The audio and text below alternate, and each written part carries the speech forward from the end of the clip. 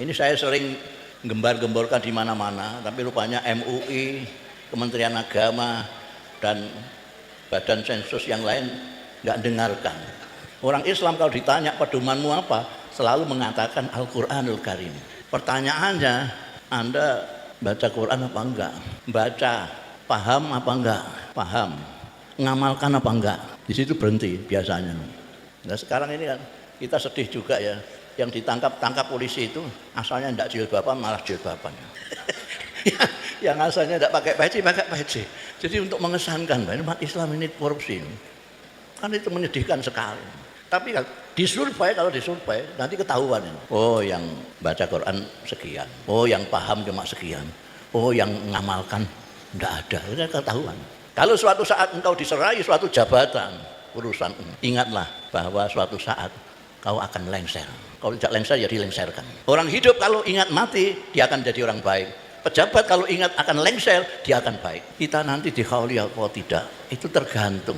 Ada 2 syarat untuk dikhauli, didoakan orang banyak sekian banyaknya ini. Itu ada.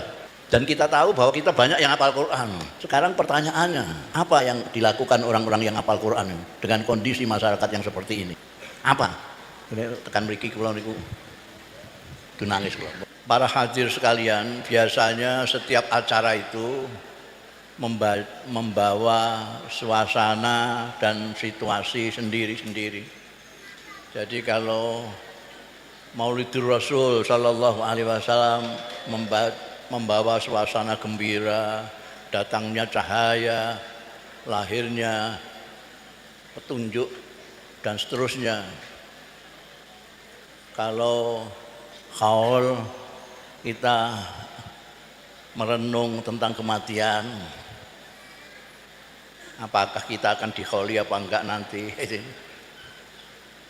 Jadi setiap acara itu membawa suasana dan situasinya sendiri-sendiri. Kalau dirangkap seperti sekarang ini ya haul ya tasyakuran, ini rada repot itu. Repot. Jadi ini tasyakuran sekaligus ingat mati.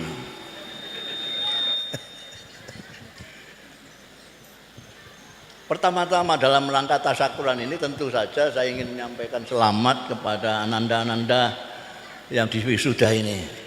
Mudah-mudahan ilmunya barokah, manfaat, berkembang, dan seperti kata Pak Kiai tadi, Pak Kiai Fadholan, ini baru mulai Anda ini, bukan sudah puncak ya.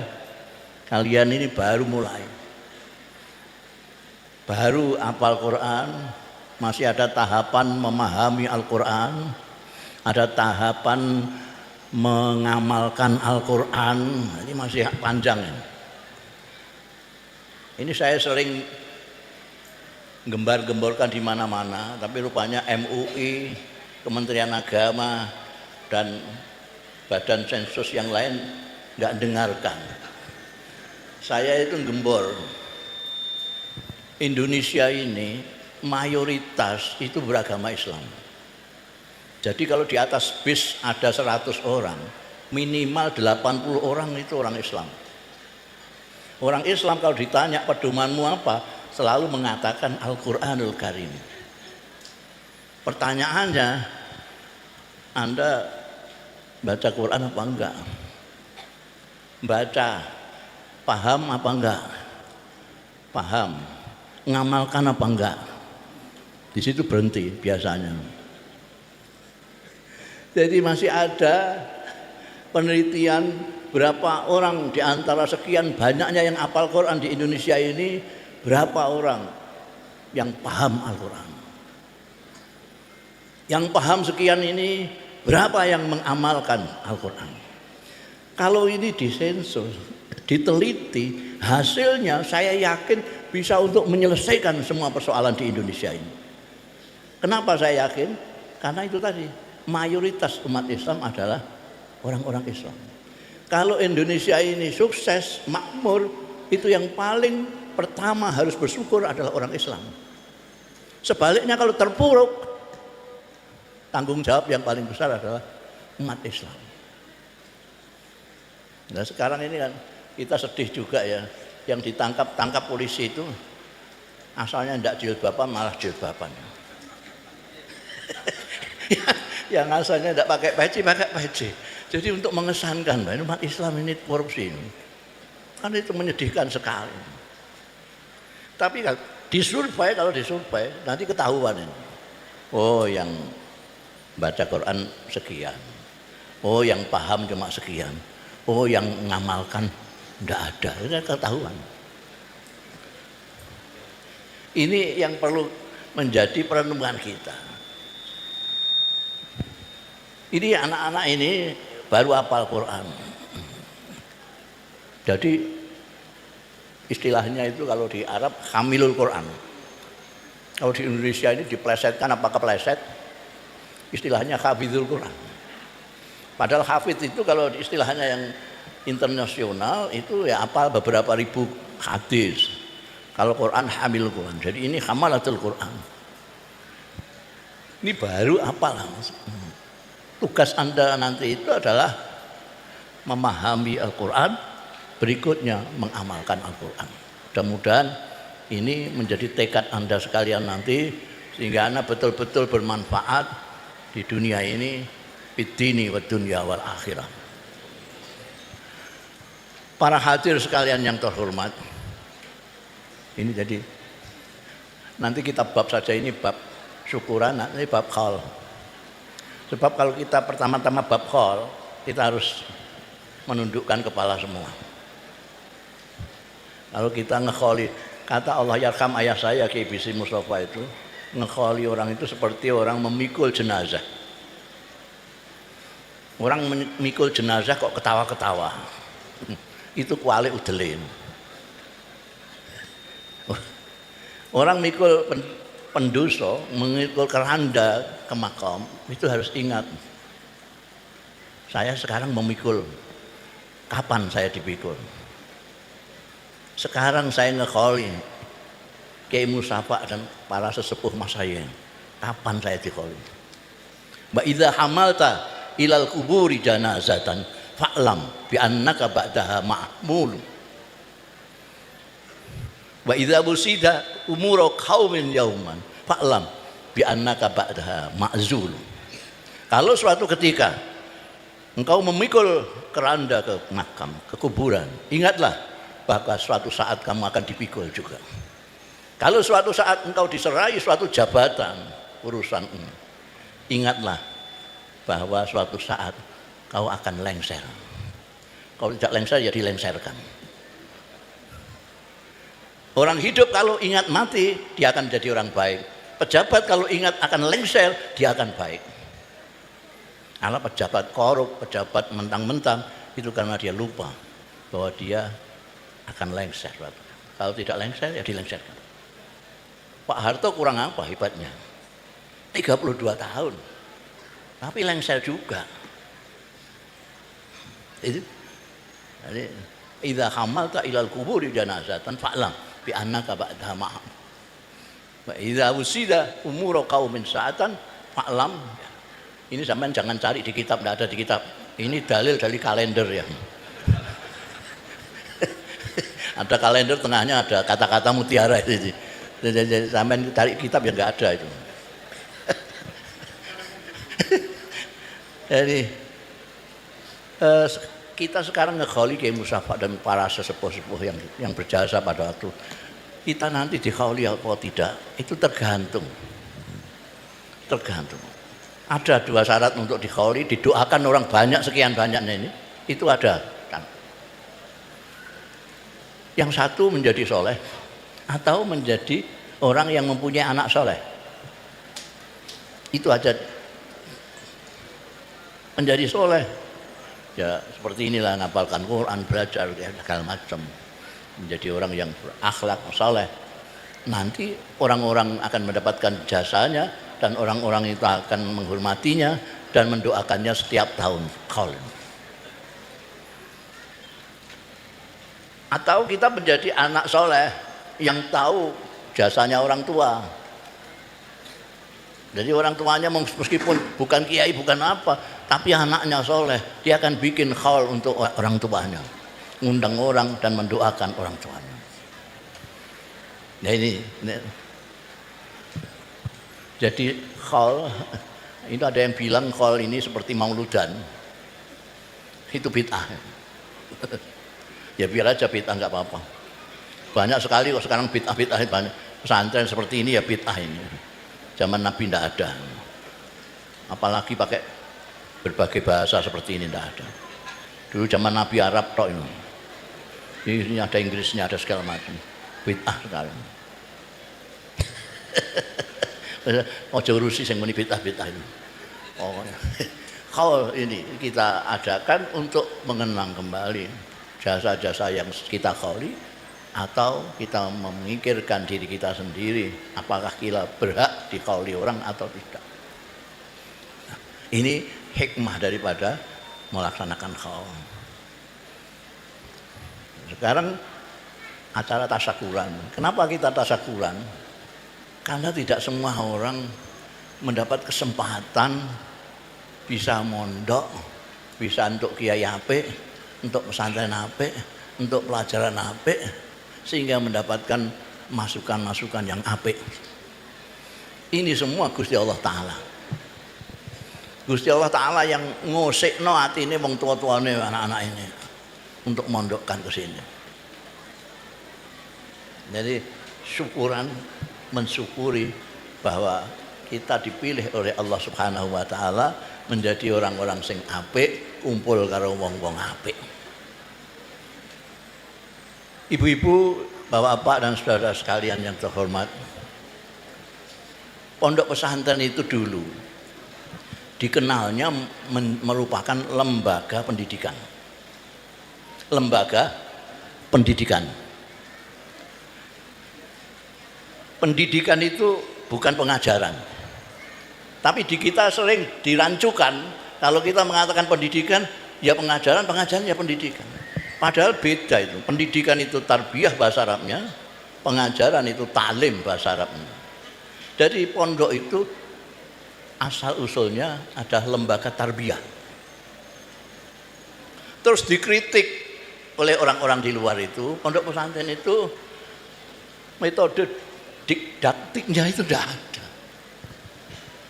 Artinya apa? Mereka mengkritik pengajarannya di pondok pesantren. Karena memang di pesantren itu titik perhatiannya pada pendidikan. Jadi pengajaran ini nomor sekian. Karena itu kiainya itu kalau mulang tidak pakai metode didaktik. Kiainya itu kadang-kadang mulang, apalagi kalau puasanan sambil ngantuk-ngantuk. Qala wa qala wa qala wa qala mujibatul khusli. Terus meneng mujibatul khusli. Oh, utawi napa niku wau sing majibake adus niku. Al-muttar iki manane kok angel diliwati ayo cung ya. Itu pengajarannya itu gitu. Kalau dulu Allah yarham Mbah Maksum ya, orang yang keramat itu dulu kalau posonan ngaji dia. Ambil poso habis sahur bar subuh ngaji, bayangkan. Kadang-kadang ngantuk-ngantuk itu kan dicung liwati ya gelis katam.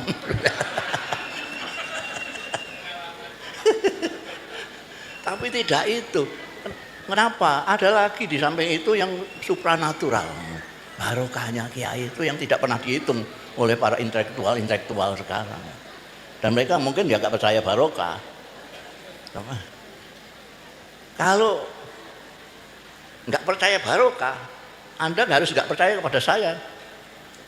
Karena saya ini hanya sampai kelas 1 sanawiyah, drop out. Hak.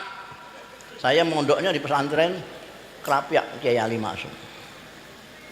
Saya di Lirboyo Kiai Makhrus Kiai Marzuki 1,5 tahun. Kelas 3 ibtidaiyah naik kelas 4 ibtidaiyah.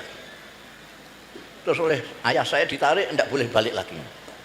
Karena ketika pulang saya rambutnya panjang, pakai baju takwa, seragam dengan Gusmi. Tahu kan Gusmi? Kalau saya tidak drop out, saya juga seperti Gusmi jadi wali. Jadi wali juga. Ayah saya tahu, terus tidak boleh kembali ke Krak, tidak boleh. Wah, wes ora usah balik.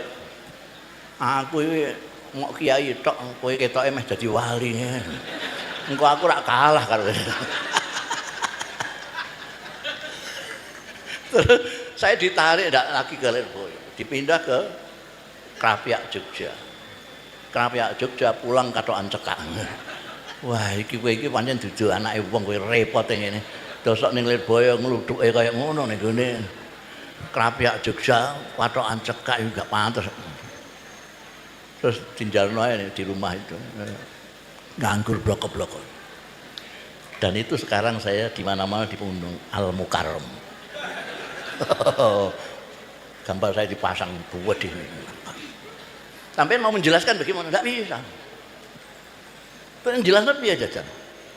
Kelas 1 sanawiyah drop out Al Mukarram. Iya. Lah ini coba tiru terus drop out. Jadi ada yang namanya barokah itu yang orang tidak percaya, saya sangat yakin. Barokahnya apa saya ini? Barokahnya ibu saya. Saya ngomong sama ibu saya, Bu, anak jenengan itu udah jadi kabeh, ana sing jadi kiai, ana sing jadi dokter Andes, ana sing jadi dokter Anda. Kula niki sekolahe mangkrak. Sing marakno mangkrak niki nggih abah. Mergo lagi ngaji sedelok dipindah rono pindah rene salahe bojone jenengan iki bapak. Lah terus karepmu piye karepmu? Wis sakniki jenengan sing kudu nulungi kula. Piye carane ya? Angger bab salat jenengan ndongaake kula dadi wong. Nek ora dadi wong tenan kula. Jadi barokah mbok kula. Angger sembar sembayang padahal mbok kula niku mboten gadah penggawean kecuali sembayang. Mbok kula niku sembayang wiridan, sembayang maca Quran, sembayang wiridan maca Quran. Jadi donga mesti mboten nate sampeyan sebut jeneng kula. Anak kula Mustofa Bisri. Niku nek mboten dadek wong mboten dadi wong. Dadi kula yakin banget ana barokahane. Ana barokah. Dadi jenengan sing wali-wali santri sing napa namine putrane dititipno mriki niku jenengan kudu syukur sing gedhe mergo jenengan diusikno atine karo Gusti Allah mondokno teng mriki. Nek gak diusikno gak mungkin. Zaman kaya ngene kok blusuk-blusuk alas. Ini blusuk alas. Aku ya gumun kok ana wong rene iki lha piye. Di keramate yo ame tak alani keramat kok isih enom. Nek kaya kula keramat kan pantes wis tuwa. Iki padahal isih enom keramat iku piye? Barokah ini barokah. Jadi jenengan sing wali-wali santri sampean ndongake putra-putrane menika.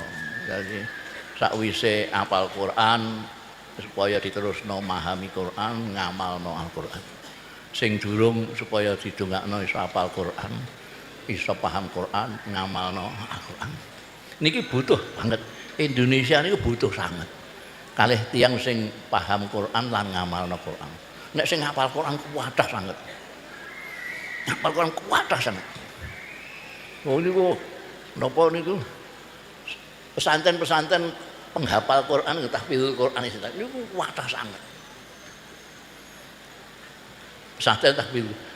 Pesantren sing didik santri supaya gelem ngamalno Quran niki sing sithik niku. Mbah ana apa ora? Ngamalno Quran. Niki penting banget. Mergo kula nggih delok niku wau ana sing korupsi nampil seperti orang muslim.